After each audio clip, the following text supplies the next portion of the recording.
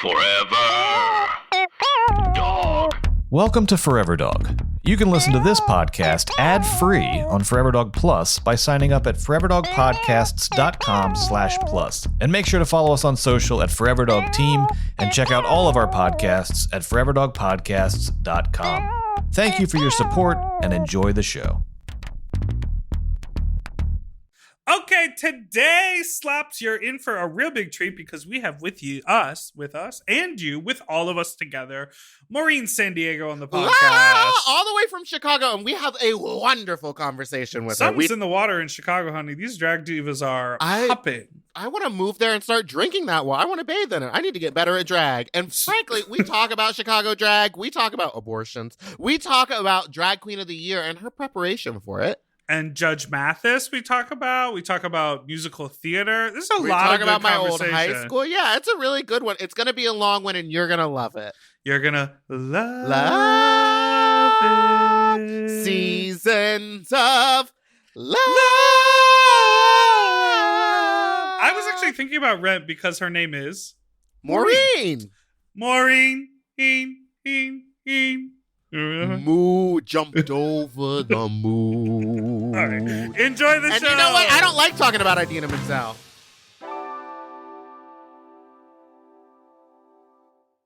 Forever Dog. When your first choice is a big old bus, You turn around and boom, you end up with a sloppy seconds. Oh, diva. Our number is 213-536-9180. Our email is sloppysecondspod@gmail.com. Now on with the show.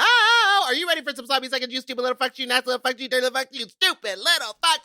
Hi, Yes. it's me, Big Dipper, and that's Meatball, and welcome to Big No. Dipper and Meatball Sloppy Seconds with Big Dipper and Meatball. it's us. We made it another week, and he has risen. Do you do Yeah. Jesus in Easter? No, I do not. I was telling Michael, I didn't know that they called this week Holy Week. This is the first I'm hearing of it. Is it because it pushed through on your Apple calendar? No, because they were talking. You got the holidays on your iCal? No, I was talking to somebody about scheduling something, and they were like, "Oh yeah, but they're all going to be closed for Holy Week." And I was like, "Holy Week? I thought Easter was like one Sunday. You wave some palm fronds, and then it's over." I have it on the docket to talk a little bit about Jesus with our special guest. So without Oh, further yeah. ado, let us bring on a very talented artist, someone who stole many, many hearts at the Drag Queen of the Year 2021 pageant, all the way from Chicago. You know, through this drag the artist stole my heart at DragCon LA when they were dressed like a big box of Franzia wine. Let's welcome Maureen San Diego. Oh my gosh, thank you so much for having me. Thank Hi, you Maureen. for coming. Yes. have you gotten the microchip in your arm yet? The 5G? I actually got the vaccination like early on. I was like one of the first like guinea pigs because I worked in an office that did like COVID testing. I wasn't doing the testing. People on the 7th floor were, but we got wrapped in that. So I was one of the first. That's lovely. Do you feel like empowered walking around the city? Never. Oh, okay. Never. Like I said, over. Done. This didn't change that. Still walk with my head hanging low. Oh my god. Tits to the flow. This So is so wild because you may be one of our first guests who is a drag entertainer that also has what I would consider a real job outside of drag. I mean, real. You have an office job, you have a day job, you do a second thing that isn't drag, which I think is so interesting. My real passion, which is vehicular title auditing. Yes. My real passion. Oh my God. Like, I don't want to get too much into it because my boss actually listens to the podcast. Shout out. Oh yeah. Well, I saw you post on Twitter. You were like, not me showing up late to work the day after the pageant. My boss being like, great job last night. He is so sweet. Shout out to Ryan. He's awesome. Hi, Ryan. Hi, Ryan. One of the best bosses I've had in a while. I do have a question about car titles. I just get very confused about That's the title of the episode. We're actually doing car talk. Do you guys remember car talk? Oh yeah, I do remember there's so that. many episodes that they have recorded that they're still releasing new ones. Like it's a podcast now, and they just have so many episodes it's still being released. Isn't Now that crazy? that's a partnership that can last the test of time. Talk about banter. You need I to mean, get them as a truly. sponsor. How did I just remember my dad would listen and people would call in and be like, "My car's making this sound," Yes. and they were like, "Well, okay, open it up," and they would solve it on one episode. I don't understand. Not That's only are they amazing radio hosts, but also pretty great mechanics. Well, that's the sound my colon makes. So can I call in and ask them about that? Do you think they'll know what to do? I think they're dead now. That was actually the alternate title for this podcast was Colon Talk. That you guys should do a second podcast. Like you should do another one. Doesn't Dipper? You already do like 20,000 podcasts, right? I do, but Meatball and I may be putting content elsewhere soon-ish, and maybe we'll do Colon Talk. And maybe on we'll do. that Yeah, other Colon Talk is platform. a great one. We're stealing that. We're stealing that idea. It's all yours, ladies. It was mine. I said it. No, I'm just kidding. Okay. But how did you find, I mean, pre-pandemic, we're not going to talk about COVID. No one likes when we talk about COVID. Yeah. But how did you find juggling doing drag and then having to get up and go to work the next morning? Like, how were you able to do that and still be a sane person? I really wasn't able to do it. I really wasn't. I mean, okay. It's funny because you learn how to compartmentalize. Like you have to compartmentalize and you're two different people. And I decided very early on because I was working at this place called Career Builder, if you've ever heard of that. Oh, yeah. Ooh. In their marketing department, and everybody was just very awful and toxic and like very, beautiful, tall white women telling me what to do and me being sad. And I think I talked about doing drag once and they were so dismissive and like made fun of me. So after that happened, I decided I'm never telling anyone I'm a performer at my office job ever again, unless they somehow like find out, because I wanted to keep it so separate. What is that impulse? I mean, obviously, you just connected A to B, saying that they sort of like mocked it or whatever. But even like for me, like I produce a lot of other things, and I just use Big Dipper as the producing name because it's just easier because it's like queer content and it's all sort of like.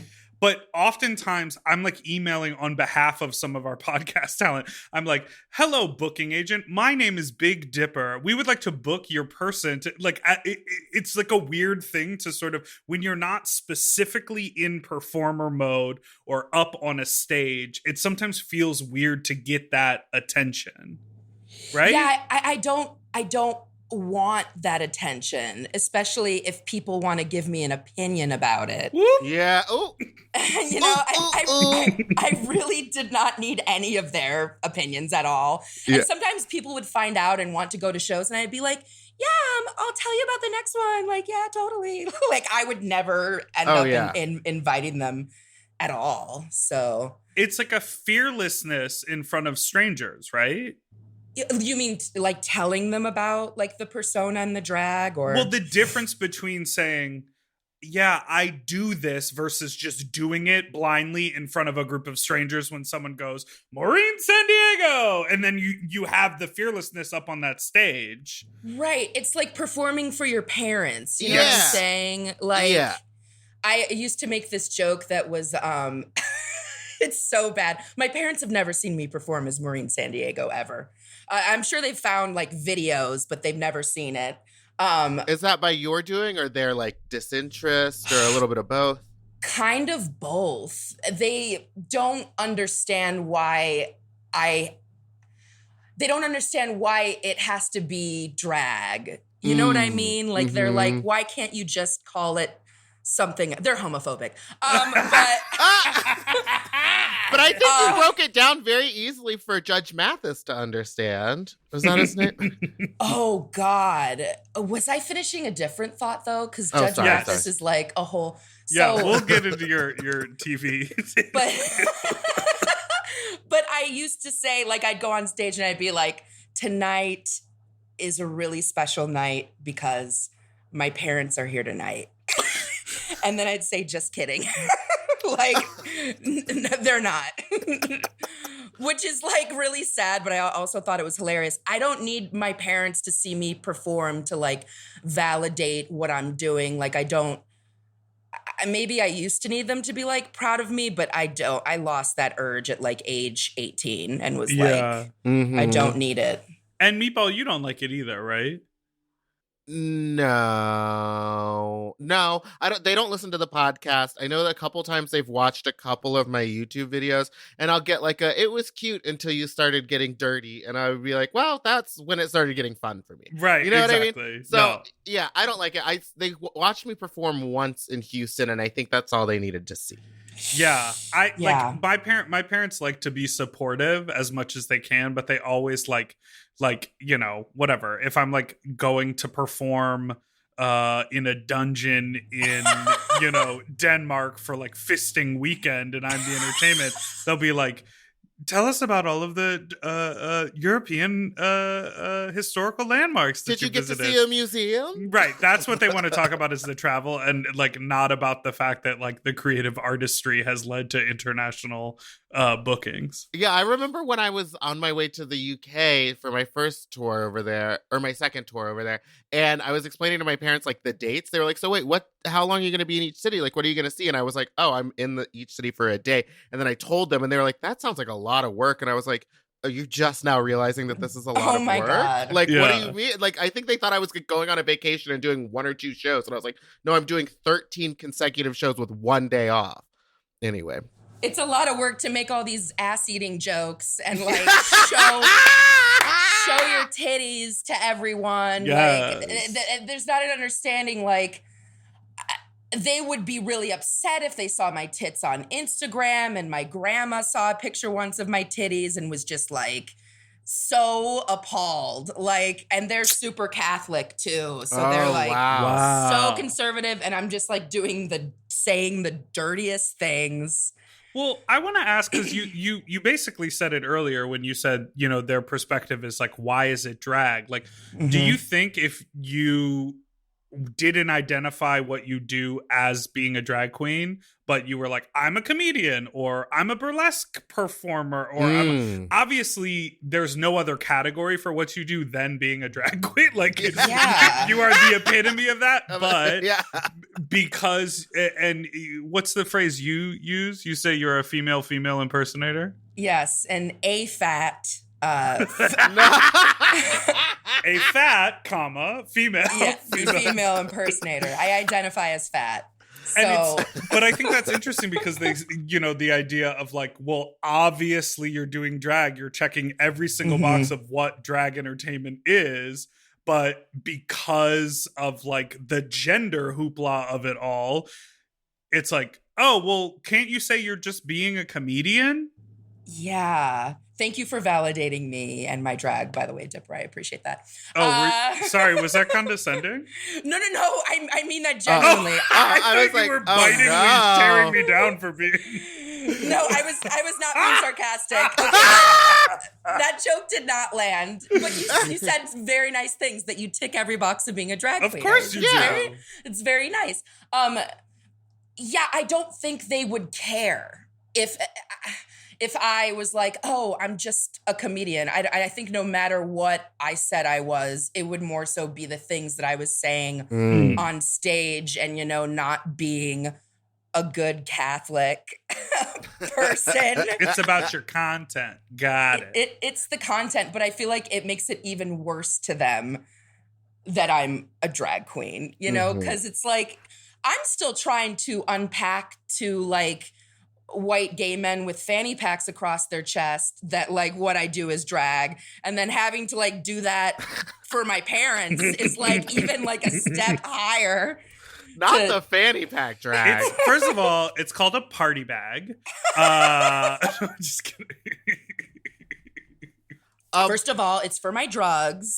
So when did you first start doing drag? Was it in Chicago?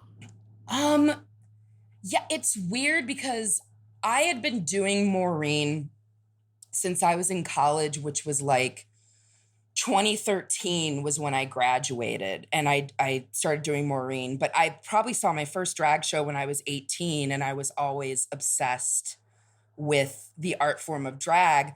But when I got to Chicago, I was still performing Maureen, but it wasn't quite to the point where there were, female impersonators or like cis women doing drag on the scene. And I remember when I would perform, one person in particular was like, I love what you do. I think it was actually like a straight guy. And he's like, but like, you don't call it drag, right? Because if you start calling it drag, that's offensive to the LGBT community. Oh no.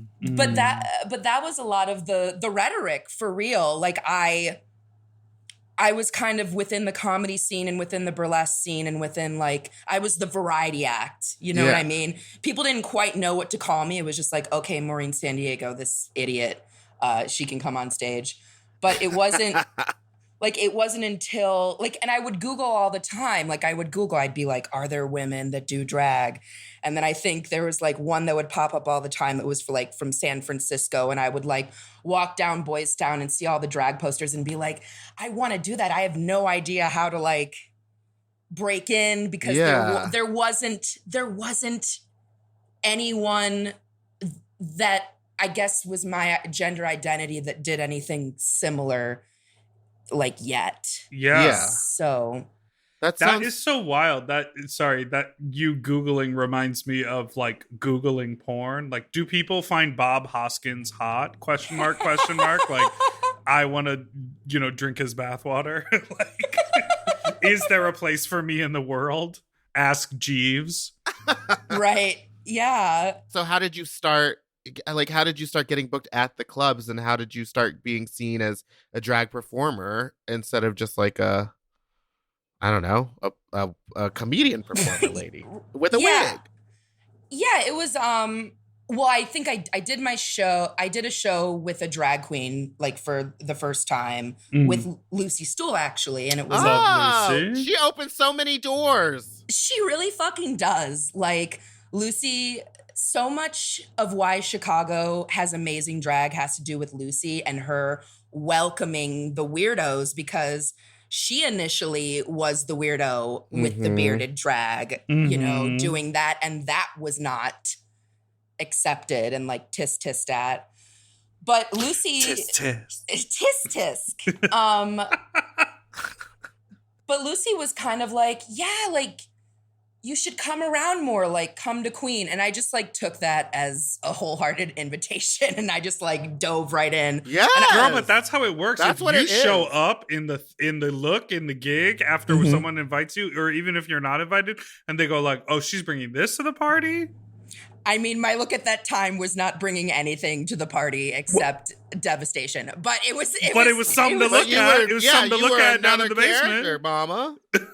I had like a Brillo pad like on my, like it was not the, no, but that was amazing that she did that. And she's done that for so many other like drag queens and different types of performers as well. Yeah, we love Lucy.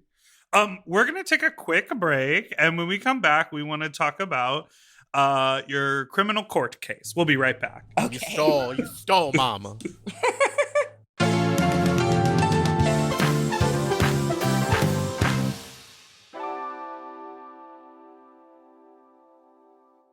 Confidence can take you far in life.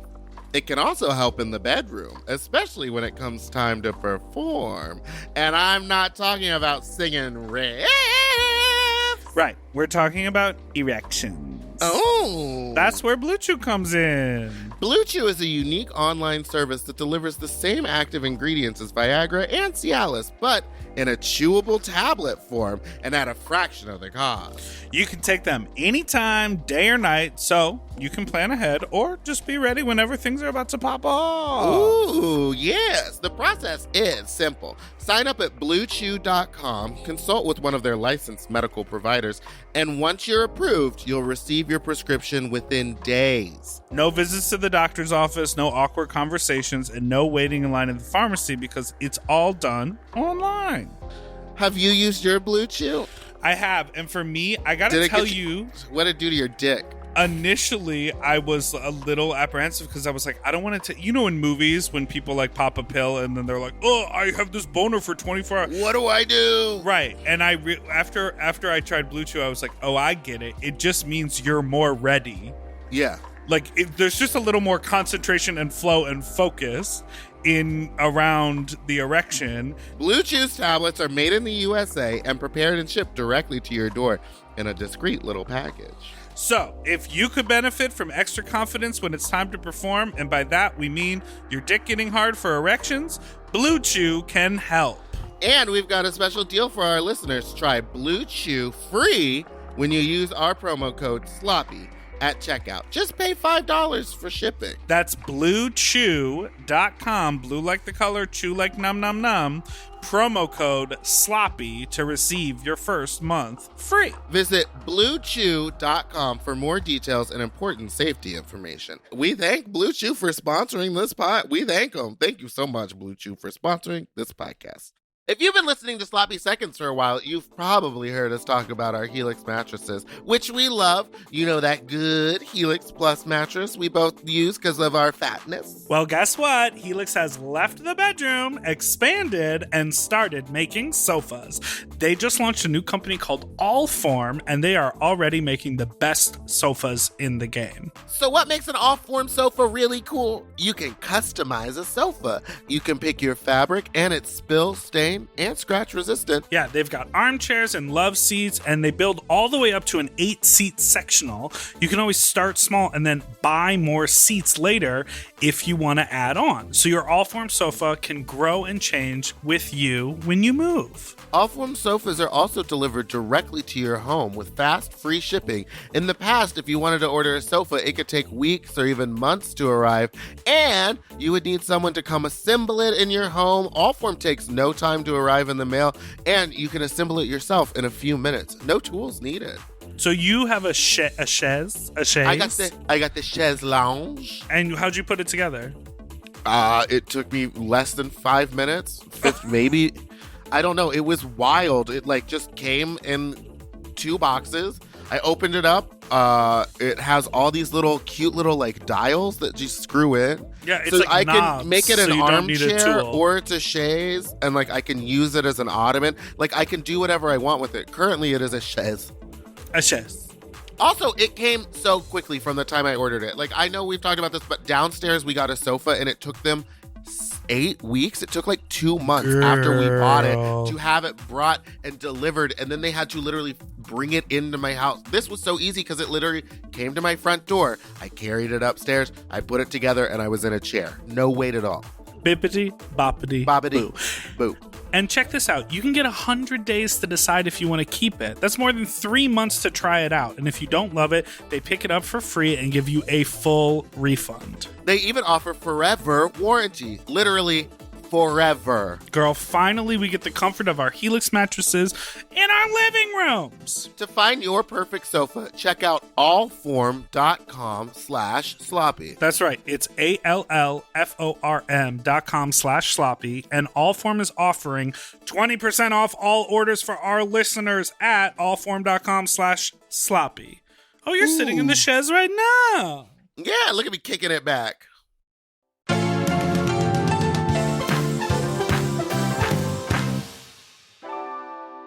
And Dun, dun. we're back.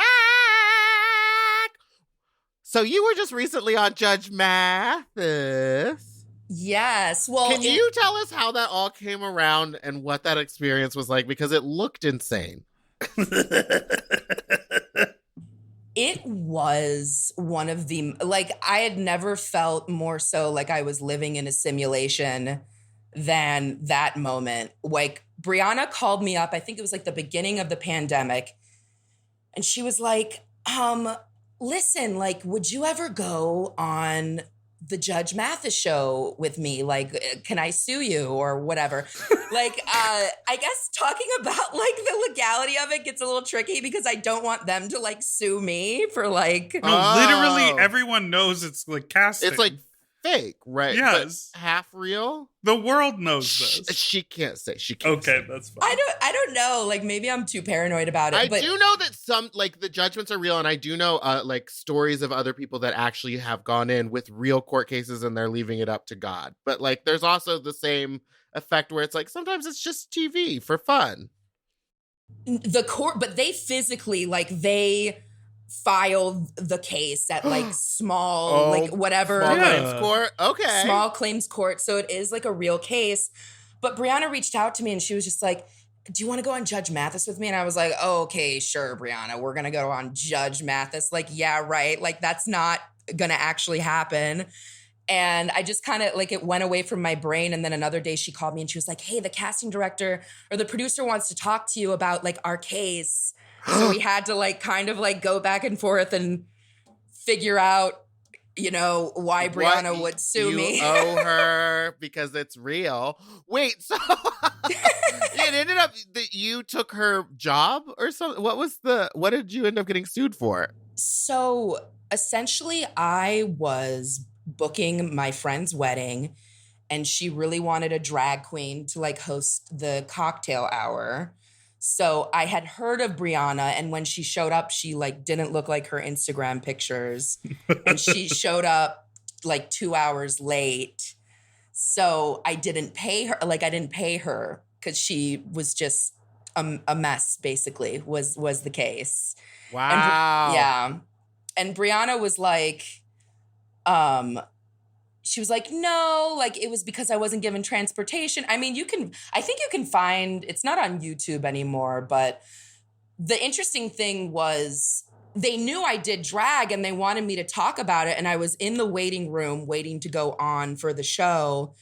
And I was like, I don't know if I want Judge Mathis to know that I do drag. I feel like he's gonna read the shit out of me because I'm like not dressed up and like I've seen the show. Like he digs in. He will not like let that one slide. Like I knew he was gonna come for me, and I told the producer, I was like, I'll talk about like being a drag queen and all of that because I'm like, I know that'll make like good television or whatever, but please don't let Judge Mathis like just dismiss it. Like I told the producer this, I was like, please let it be like a teaching moment. And then I wrote like a whole why we go to Judge Mathis for the teaching moment. We learn about the intricacies of queer identities. Yes, keep going. Well, he's funny because he tries so hard to be woke, but then just fails miserably. But he's still like open to like learn. Like he's very authentic, which I don't think you see a lot. Like, at least not on Twitter. But he's very like authentically like, oh, I'm saying the wrong thing. But he said on the show, he's like, well, I know it's offensive to call you drag queens, and we were like, what? No. Well, no, that's our preferred. That's what we like. We prefer drag queen as opposed to what is that? I think he came from the pageant scene where,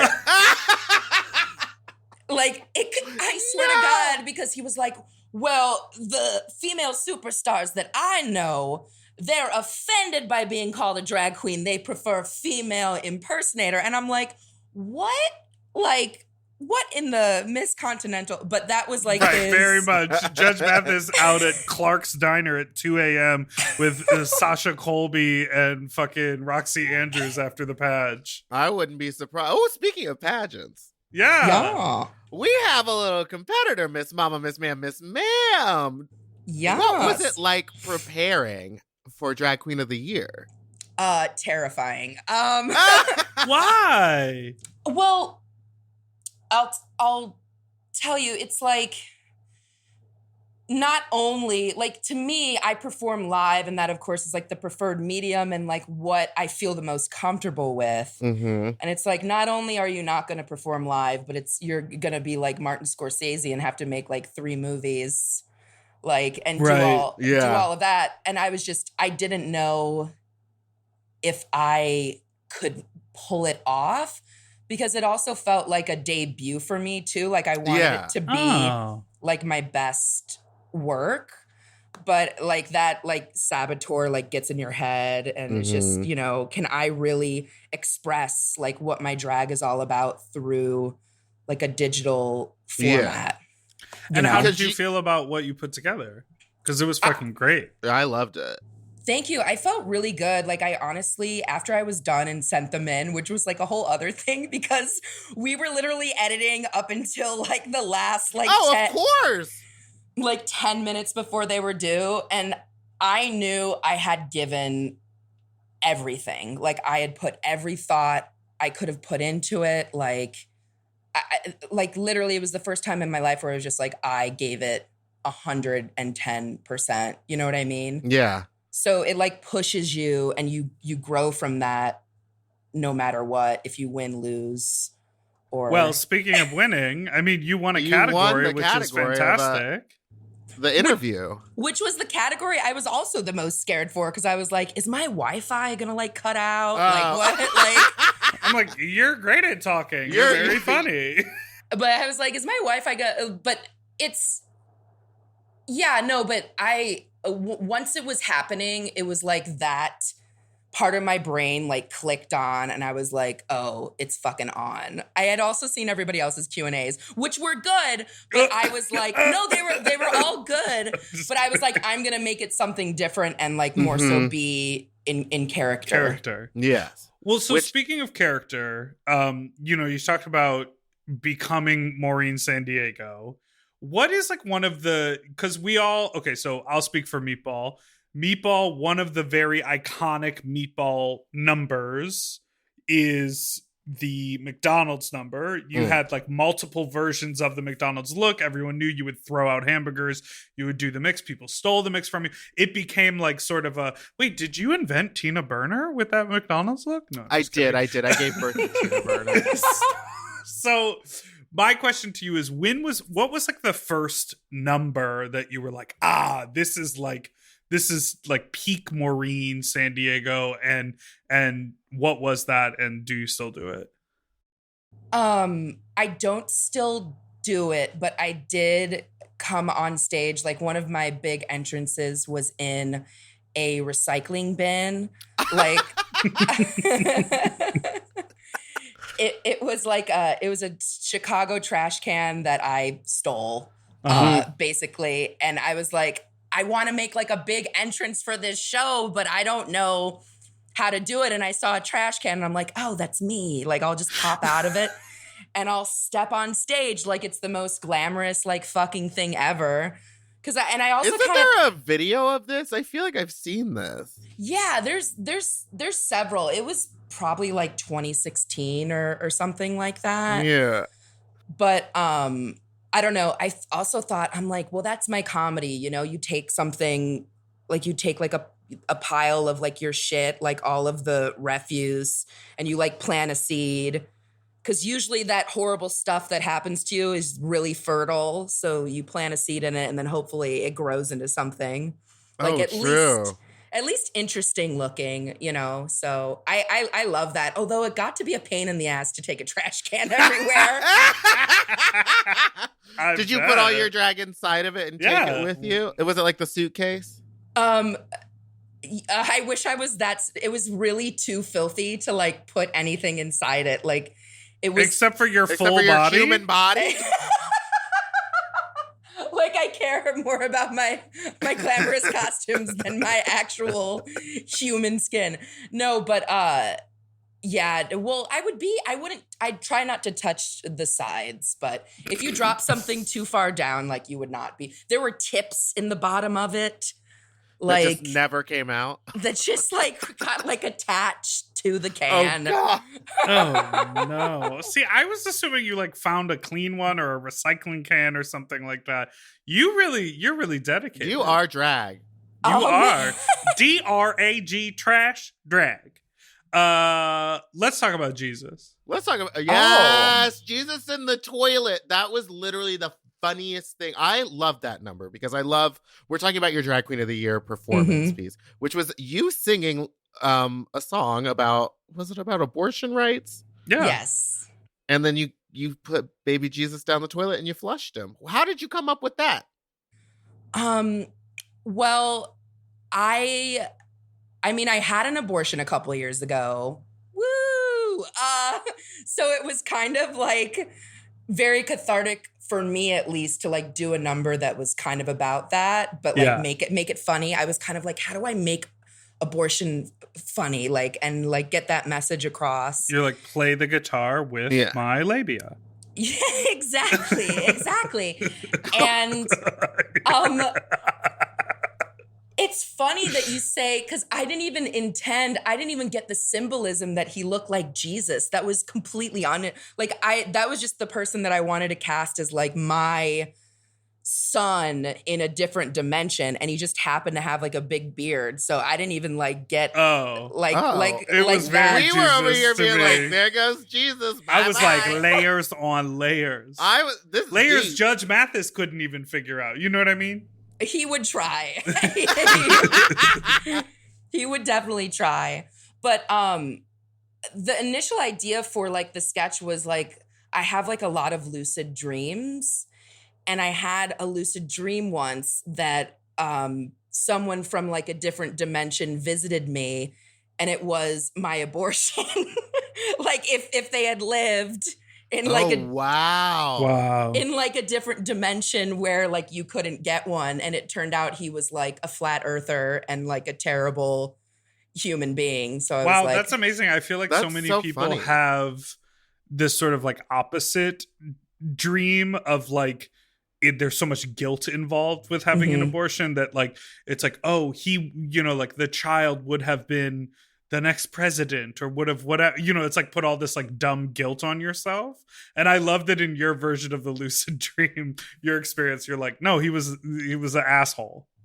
yeah. And I think that idea of like a woman being ashamed of her abortion, or an individual or person, because women aren't the only people that have abortions. Right. Mhm. Like the idea of them being ashamed by it is very much perpetuated by like media and like soap operas and stories about, you know, the teen mom or whatever, or teen that gets an abortion. And really, I think many women like don't feel ashamed. You know what I mean? I think one of the first things, I mean, of course, it's like a hard decision and everybody's experience is very different. But I think like one of the first things I did, because if you're like a woman, like you're going to have a pregnancy scare like at least once if you're like, like fucking people. And I would look up like what celebrities have had abortions, you know, just to like, wow. Well, Just to who did?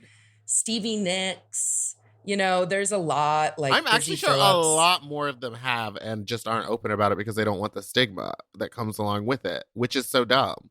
Which Yeah. is so dumb. And a similar thing also with miscarriages. I have a number of friends who have had miscarriages, and the more they sort of talk about it or share that information with people, they find out like so many people have had miscarriages. Like I think for some people it's very easy to have a baby, and for other people it's very challenging to have a baby. Just like, you know, we all experience life in different ways, and it is, you know, just, you know, throw another log on the misogyny fire that anything related to like women's reproductive system like has like media perpetuated stigma attached to it. Yeah. And Stevie Nicks even said, she was like, if I had that baby, Fleetwood Mac would never exist. And for some Exactly. reason that made me feel really like, That's incredible. Yeah.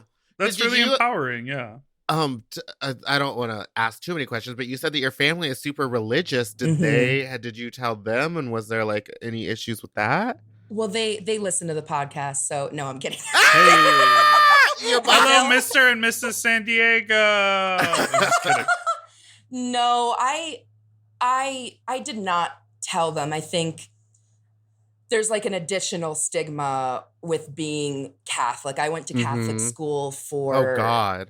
13 years, and it was very much like ingrained, you know, don't have sex and also don't have abortions, you know, you'll go to hell and all of that stuff. But no, I don't.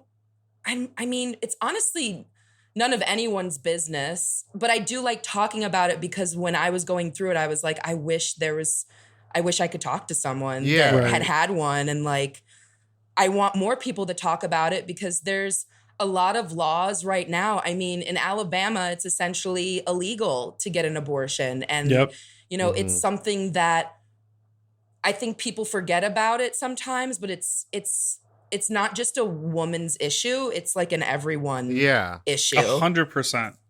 And then back to the point of like not just women like have abortions, you know, queer people have abortions too, non-binary people, trans men. Yeah. So I think like, yeah, I guess now I'm the abortion queen. I don't know. Now I'm like You better watch! There's Meatball and I are like TikTok lurkers. Where it's like we don't put anything out. Participate. I have like a secret account, but I will watch. Mine is not even secret. Mine is Big Dipper Jelly. It's the same as all my other shit. It has my photo on it. I just have literally never posted a TikTok. But there's someone who I follow or at least look at from time to time because she always pops up. She's a I forget what the right term is. She essentially is a volunteer like abortion clinic escort. Oh yeah. And it is amazing to see what she posts because like she has a crew of people and, you know, they all have shifts and they're in the parking lot and they have these like welcoming vests on, but they also wear like protective gear underneath it. And they bring people, you know, they flag people down. They're like, okay, come park over here. And then, but they carry things like bells and bullhorns because the protesters have to be out on the sidewalk. They're not allowed to be on the property or they'll get, you know, arrested for trespassing. And they know that, but they yell at the people coming in, the families, the all the patients. They have ladders set up so that they can climb up really high and like get over top of the escorts. And some of them even dress up in scrubs with a sign that says like check in here.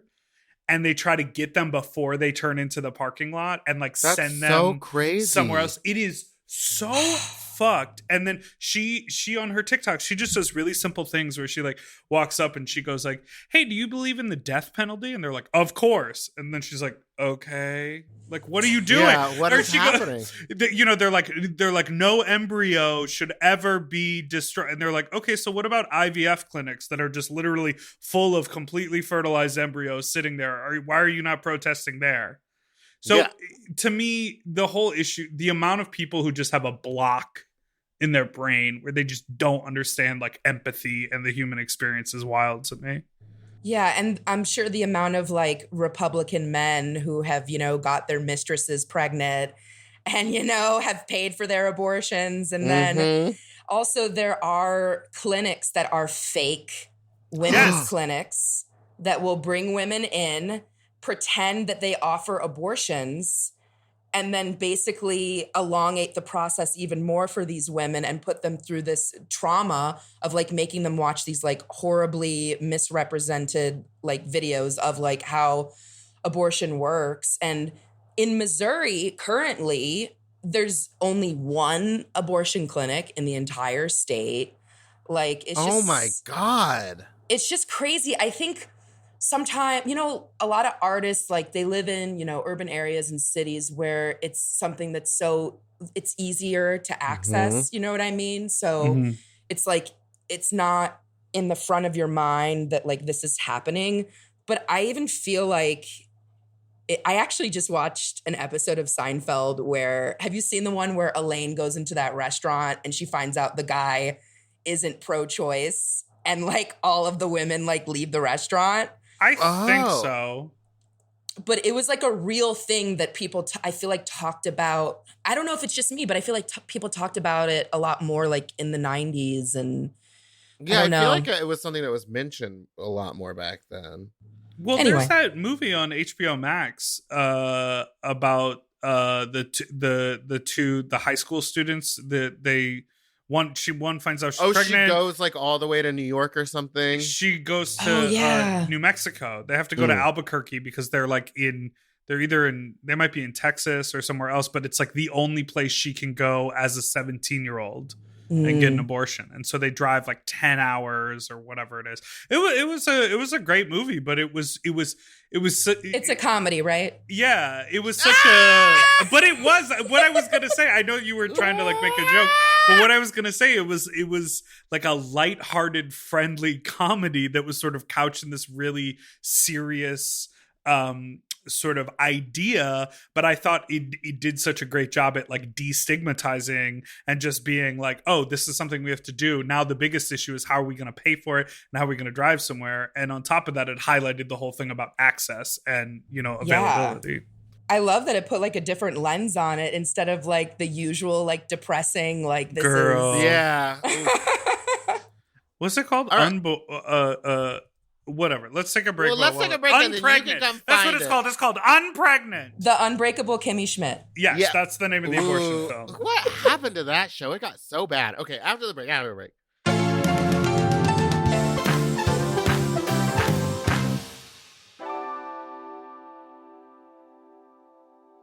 This podcast is sponsored by BetterHelp. Taking care of your mental health is so important, and that's why we love BetterHelp. And BetterHelp is giving us a moment to talk about some past behaviors that maybe we wouldn't have participated in had we been going to therapy. Meatball? I used to throw hands. Oh, no, I used to slap people. I used to slap people all the time, and I would do it as a joke. One time, my friend was just talking to me in a normal conversation, and I had the urge, and I said, I bet if I slap this bitch, they'll just shut up. And I slapped her. I also used to throw drinks at people. Like, I would drink half of my drink.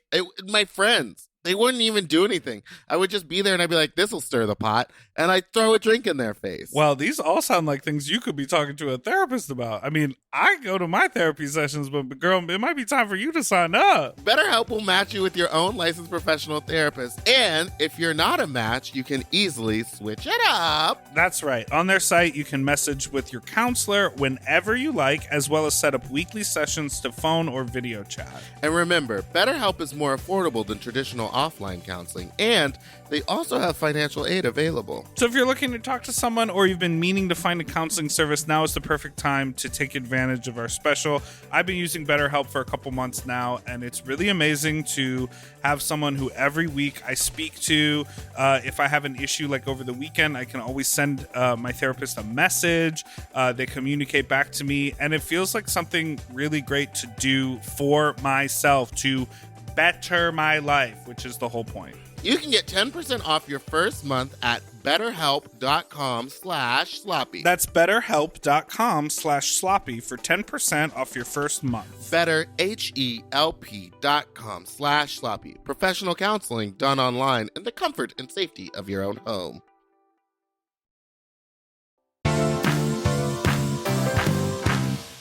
Okay, we're back. We're back. What happened to Kimmy Schmidt? It got bad. Did you watch Kimmy Schmidt? You're a comedian. You might Choose know Your Own comedy. Adventure. Did you see the season where they did Choose Your Own Adventure?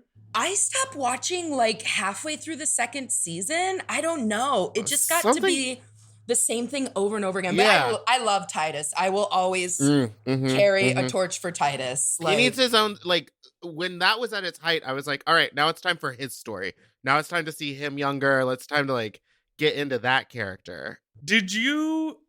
I grew up. I loved watching 30 Rock, Mhm. and I loved Kimmy Schmidt. I love like the timing, the underscoring, all of that.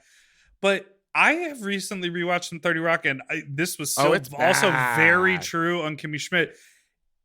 All the jokes are race related. Yeah. Everything is Mm. race related on 30 Rock. Did you watch 30 Rock? I never really watched Mm. 30 Rock. No. Like, Cool. yeah, Well, sorry. what were your- what were Sorry. your- Sorry. No, what were your comedy Yeah, what were your inspirations? shows? Because you do write very funny jokes. You're a ghostwriter for a lot of Uh-oh. girls. Ooh. Boo, We won't name I make your names. favorite queens funny. I wrote Utica's jokes, actually. wow. Don't do that to yourself. Don't do that to yourself. How I'm did you kidding. do that? I speak whale. No, but I grew up like watching one of my favorite things, and it's weird to say this is a comedy inspiration, but I loved all of those clip shows on VH1. Like I love the 90s, I love the 70s, I love the 80s. And then also lots of Seinfeld, lots of like The Simpsons and like the Comedy Central roasts were Oh, like, yeah. for sure a thing. I feel and like writing jokes is so hard. Do you find it hard? no, I'm kidding. Wow. No, it's really hard, but it's also, I don't think it's something that you're naturally good, that someone is just naturally good at. You know what I mean? Like, I feel like you get good at that from constantly writing things down and like manipulating them. And, Sure. and in that sort of way. So I think it's something that takes a lot of time and repetition to get good at. And I think if also a lot of writers don't perform, like a lot of people that write for shows like are not stand-up comedians. They're just writers. So, but yeah, it is really difficult, but I think actually doing stand-up is more difficult than like, that is hard. Like being funny without jokes, like just like telling a story. I think that is like the peak of difficulty in terms of comedy. Have you ever performed in Chicago? It's a place called the Lincoln Lodge. Yes, actually, the Lincoln Lodge was the first comedy show that I ever did. Really? Yeah, in Chicago. Let's describe it for me, Paul, and then I want to hear about your first show. I'm assuming that the walls are made out of tree trunks? Like a Lincoln log? Well, it's like a dead president's themed, isn't it? Like Abraham Lincoln or... Ooh, maybe it's time to redecorate. well, it used to be at this diner, but I kind of missed that like grungy dive bar era of the show. I never did it when it was there was literally a restaurant called the Lincoln Lodge. Yeah, and that's what I'm talking about. Yeah, and there's a giant like sign of Abraham Lincoln. It was like an old diner that you would go in, and it's just like, it's like the entire wait staff were like women in their 60s or early 70s, where they're serving you food, but you're like, do you want to sit down? Like it would be like 10:30 at night, and you're like ordering chicken fingers. It's like, why are you working now? Like, why are you on the late shift? Like Can't you get your grandkids to fill in? Yeah, exactly. And so there was this diner, and then in the back room was where they did the comedy, and you could sit and not eat, but you could also get like full table service for all the diner food. And I remember the Lincoln Lodge it was sort of iconic. They had a setup, someone figured out the tech where they had sort of like almost like a Billy on the Street type aspect to pretty much the majority of the shows that they would run there. I felt like where a comedian got booked to be out on the street, and they would be out on the street with a camera, and they would interview people, and it would live stream into the little like dive bar. And you could never hear if anyone was laughing, but you're out there trying to like do jokes with passerbys on the street. They should do that at drag shows, honestly. Wouldn't that be hysterical? I'd be so good at it. I've been doing it for years. Yeah. Okay. You're the queen of that. Like whatever show, like now with digital, like if you just get someone like filming live on like an iPhone and stream it into the bar. So true. I should try that. Except for I think I tried to do that at the beginning of COVID, but then slowly I was like, I don't want to be anywhere near anybody. I don't want to have to hold a mic on a fucking thing like 10 feet away from me. Was there anyone to even talk to? No, I went to WeHo and there was nobody out. I thought when I made that video of me driving through WeHo and screaming, you thought you were going to Puerto Vallarta. I thought I was going to visit Shangela. I was going in there and I was like, oh, literally no one's out. Like all the bars are closed. And I think that in that moment, in that video, you can see it dawn on me that like this is the end of the world. Where I was like, well, no one's out and this is really sad. And then I was like on the drive home, I was like, do you think it's gonna be like this forever? You should have gone to like COVID testing centers and like done bits with the line. Well, see, had I known that you could have helped me back then, I would have been asking you for jokes a while ago. That's right. I want to ask you about your look. You have such a specific look in drag that like you could put that face on anyone and they would be like, that's Maureen. Because I remember the first time I saw you out of drag, I literally sent the picture of you to somebody and I was like, this is Maureen? And they're like, I know, gorgeous, right? Gorgeous. Aw. Yeah, I think it's like, I'm blessed with a very high forehead. Okay. So, and obviously Divine is one of the inspirations. Jackie Beat is one of the inspirations. Jacqueline Beat. Jackie Beat. She got that new face. Yes. Honey. She got her chin pulled back. She got Yes. this done, and I think she maybe had something on a lift or some sort. While you're Oh my- there, She you looks are right great. though. You do have like a lot of forehead space, Yeah, those Yeah. eyebrows go all the way up. honey. I have an unfair advantage. You do. With And it's just the forehead space. But also you have like the signature purple wig Mhm. that you like I could spot you anywhere at a drag con. When did you decide that like that was gonna be your thing?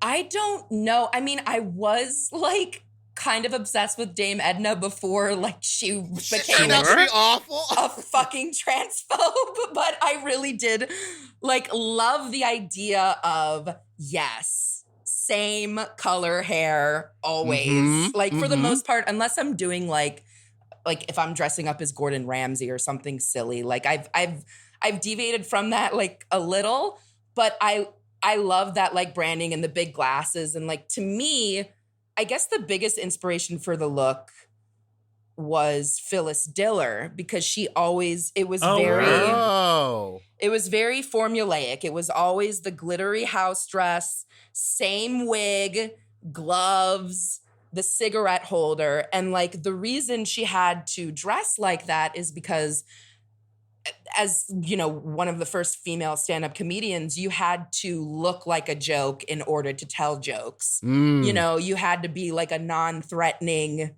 figure. Yeah. And I kind of love that. I'm obsessed with that era of stand-up where there's like literally only like 3 female stand-ups that were working on like the entire planet, like within the mainstream, meaning like Phyllis Diller, Moms Mabley, and Toady Fields. And they all kind of had that where it was like the look was consistent and like that sort of brand. I love when a drag queen is consistent in a look because I like kind of knowing what I'm gonna get look wise, but not knowing what they're gonna say. Like that's why I love Ginny Lemon. That's why I hate Tina Burner. It's just like what you see. I'm just, but honestly, It's a brand. It's a brand for her, She but- looks like Hulk Hogan. Y'all are too much. No, I love Tina. I love Tina Burner. I really, really do. I love that type of queen. I love. Yeah. I will always hold a torch for the campy comedy queen. Okay, so we have reached the end of the show. Our last segment is called Fuck Fuck Talk. Talk. So let's get freaky deaky. Now, you said earlier that anyone with a uterus has probably had, depending on the sex that they're having, a pregnancy scare. And Mhm. I wanted to immediately pipe up and make it about me and say, if you're a faggot, then you've had an HIV scare. Oh yes, you have. But essentially, for people who we interview who are not just sort of like gay dudes fucking gay dudes, I'm always curious, like, are we gross? Do we just want to do too much sex Are too gays much gross? the time? And I'm talking about putting hands in butts and stuff like that. Does that gross people out? No, I love it. I love it. It makes me feel like I love sluts. I just love it. The more, the merrier. You know. Have you ever been downstairs at the Jackhammer just taking a peek? I did 2 shows downstairs at the Jackhammer. See, this is what we need. I love that. 2 full cabarets. And like, I think that sort of sexual freedom, like we need more of that across the board with Right. just with everyone. As long as, you know, it's consensual and safe. Like I'm all for being a big old dick pig. There you go, honey. That's it, mama. Do you, Now, yeah. Go ahead. do you Nicole. have any wild or weird or uncomfortable sex stories that you'd like to tell on the pod? So many. I don't know. Amazing. Yeah, let me think. Oh, I should have had one That's okay. While prepared. you're thinking, Dipper, do you have any fun ones coming up Coming up? What are you doing? in your brain? Do you got any? Well, because now you're vaccinated. You got any plans? I am making plans after my second vaccine. Yes, of course I am. Any wild sex party? No, it's just what's happening is I'm now actually on the apps Like before I would like look at them and be like, whatever. But now I'm seeing a future where like in a handful of weeks, in just a couple of weeks, I will be fully vaccinated. And girl, if Miss CDC doesn't keep telling us once you're vaccinated, you can do whatever the fuck you want, we're gonna be in trouble. There's gonna be a fucking problem. And so I started like over the past week, I've been like messaging people, and girl, the sexy talk on these apps is really popping off. And then it's like, okay, well, when are you thinking? And then well, I have my second vaccine shot in 1 week, and then we'll have to wait 2 weeks for it to. So it goes from like really hot to like very logistical, and then you're like, nah, we probably won't talk about this again. I don't know. Maureen, have you ever had a gentleman over and then like had to explain a wig? I've had gentlemen that after I've taken the wig off, they've left.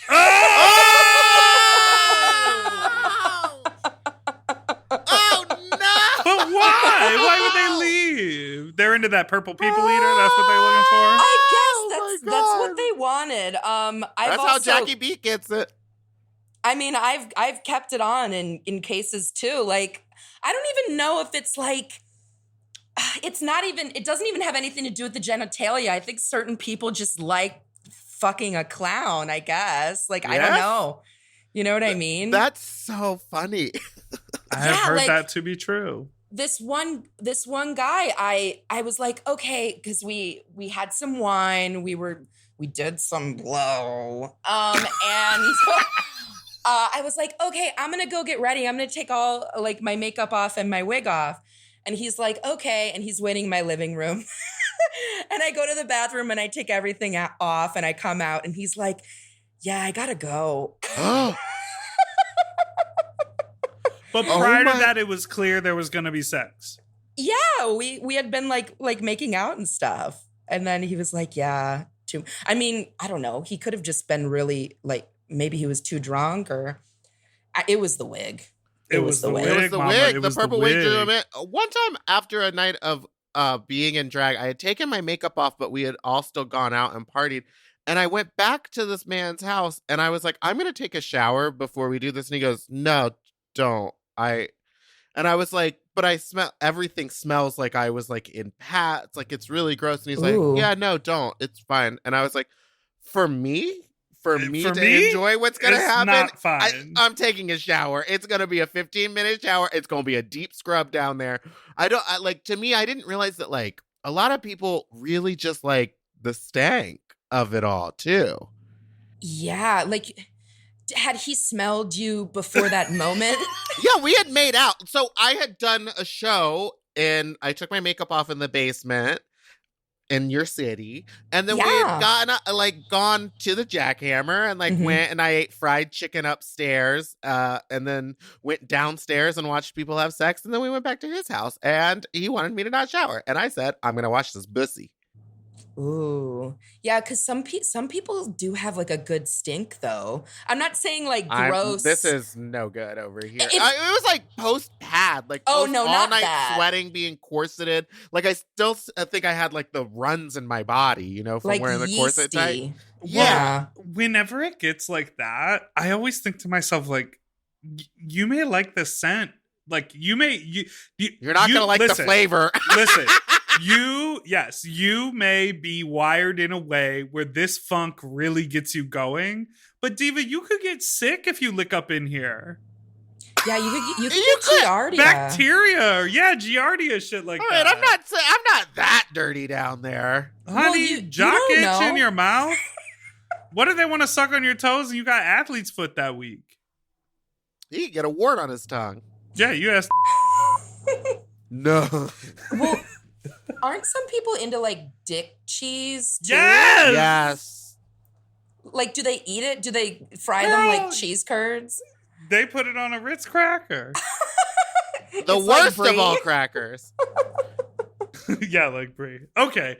Well, on that note, you asking us about dick cheese. Maybe we'll call the episode. Aren't people into dick cheese? Maureen, thank you for joining us. Yes, thank you. This was so fun. So people can follow you at Maureen San Diego. Wait, are you from San Diego? No. Cool. Wait, how did you choose San Diego's last name? You just thought it sounded fancy? It kind of reminded me of like those like Las Vegas comedians that would have like a city as like a last name, you know? Like I can't think of one right now.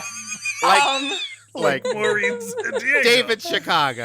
like, you know, Mel Toronto or something. I don't know, but it was like a Carmen San Diego thing. Like maybe Maureen. Oh. Yeah. Like maybe Maureen was like her overbearing stage mother, and that's why she left and then had to be a vagabond around the And then world. had to find her. Where in the world is Maureen San Diego? Well, find Maureen. Well, I'll tell you where in the world she is. On Instagram at Maureen San Diego. And you can buy merch at MaureenSanDiego.com. And when Lori Lightfoot, well, I guess she already opened things up in Chicago, so you could probably go see Maureen in Chicago. Yeah. You got shows coming up? I had a show. Well, I don't have anything. Oh, I do have a show. It's a digital show. I'm doing Tito Shoto. Sorry, not Shoto. Tito Soto's Princess on, I think it's April 26th. Amazing. Awesome. Yes. That show's always so fun. Mm-hmm.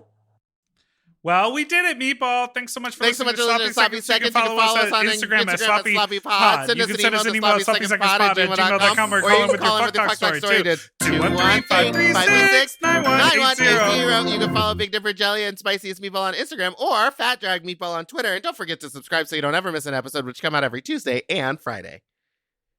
Goodbye. Thank you. Thank you. Thank you so much for giving us your time, Maureen. Yes, this was fun. I love how we talked about abortion for like an hour. Me too, That's amazing. honestly. Yeah, That was more people good. need to know about it. There's a lot of abortion, but I didn't get the Wicked question. The only one I prepared for, but that's wait, fine. wait. We'll just Wait, add it you back in. Hold on. prepared? Did you stop recording? No, I didn't. Okay. Have you seen Wicked? Do you know Wicked? Have you ever heard it? I have heard it. I used to listen to Wicked on CD. Like, is it a cassette or like a Walkman? on a Walkman? Like just around my house. And if my parents were gone, I would like sing the entire intro like of Wicked. But Which did you goes ever like see what? it? Hold on, which goes like what? She's dead. Good news. The wickedest witch there ever was. The enemy of all of us are here in Oz is dead. Good news. Let us be glad. Let us be thankful. Let us rejoicify that good news could subdue the wicked workings of you know who. Wait a minute! No, we didn't even ask. Did you go to school for voice? Musical theater, but Oh, okay. Yes. What were your I mean, did you ever get a lead with a voice like that? I could see it. Yeah, me too. yeah, I like in high school. It's so fun. I played Marion the librarian. If you know. I know. If you know, you know, and I know. If you know, you know. And the Wells Fargo wagon is a coming down the street. Oh, please, won't it be for me? It could be something. I always thought that song Miss Marian could have turned into a pop song. Miss Marian, Madam Librarian, right? Isn't that from it? Like a house beat over Yeah, it. Like, exactly. I always thought that was a bibbity boppity bop. What about Shapoopy as like Girl. a Oh, Shapoopy, the boy who's hard. People, this is when people stop listening completely. No, We're putting we this love whole you. section after the credits. Let me tell you what. No, I'm just kidding. This is going in the middle. Wait, so any other musicals? Because I was in Music Man and I played Mr. No. Who did I play? No, I played... you were in Anne Frank. No, but I was also in the Music Man, and I was in the opening scene being like, we gotta get him, whatever that song is. Yeah. Oh, so and I think random. they gave it to me because I was dark, and they didn't want to give me the lead. And it was a song that was on beat that was almost like a rap. I'm not saying much about Texas, but I am saying they're racist. Have you listened to the song I Just Want to Be a Star from Nonsense? I feel like you would perform the fuck out of that song. I haven't heard that one. That's You different from the one that's like, I'm a star. Yeah, it's different from that one. Because that one's from Smash, Let Me Be Your Star. Let me be your star. From NBC Smash. That's a little flat. I saw someone tweet recently a Smash picture just got unverified on Twitter. That means it's been done. All right, we gotta okay, end. we gotta go. All right. All It's gonna be a right, we already long-ass did the episode. outro. Thanks, Maureen. Bye, Maureen. Bye. Doodle-a-doo-doo, forever dog. To listen to Sloppy Seconds ad-free and one day early, sign up for Forever Dog Plus at foreverdogpodcast.com/plus. Sloppy Seconds is produced by Forever Dog and Moguls of Media, aka Mom. Hosted by Big Dipper and Meatball, music, editing, and sound design by William Pitt. Executive produced by Willem Belli, Alaska Thunderfuck, Joe Cilio, Brett Boehm, and Alex Ramsey. Our artwork was drawn by Christian Cimarroni. And our theme song was written by Mike Malarkey.